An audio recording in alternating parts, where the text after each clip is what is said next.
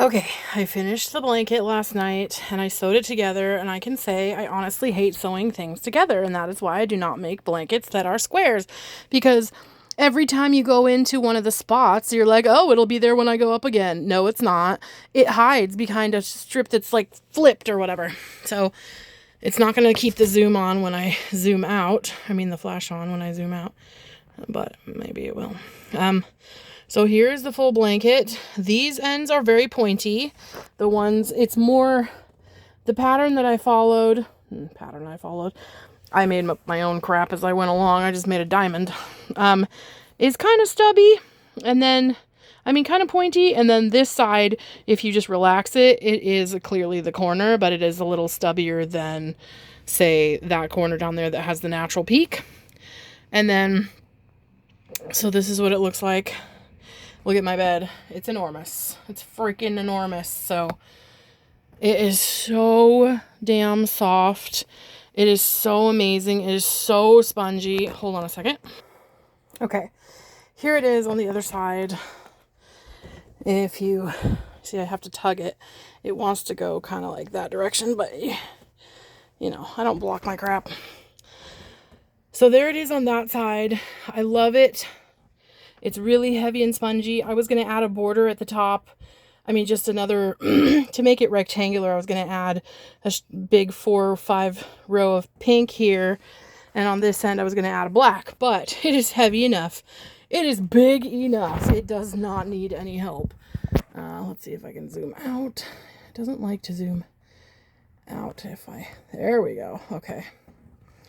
So it is enormous. This is a queen size bed.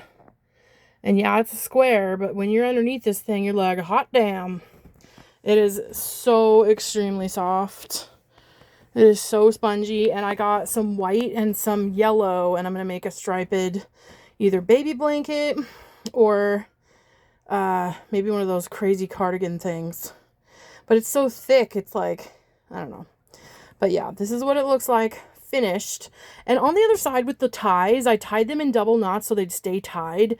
I don't know. I think I'm going to snip them, because whenever I tie them in and you use the blanket, the tug of the blanket pulls the ends out of, like the finished ends. So I'm going to leave it the way that it is on the other side. And I'm thinking maybe I'll snip them, maybe like 2 inches, and then pull them and fray them. So they're kind of little puffs or little string sets, like where all the joins are. Because it's just like on the other side, it's not like this one has one, because I successfully tied one in and it wouldn't come back out. But a lot of them, like when I tugged it, all of the invisible seams that were sewing this together that weren't tied, because there's 2 ends, pulled back out.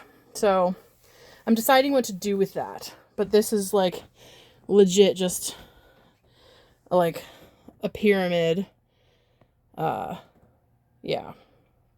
I feel like I shouldn't have added every other row as 3, because every other row has 3 double crochets here, and then 2, see the 2, and then there's 3, there's 3, and then there's 2 and 3.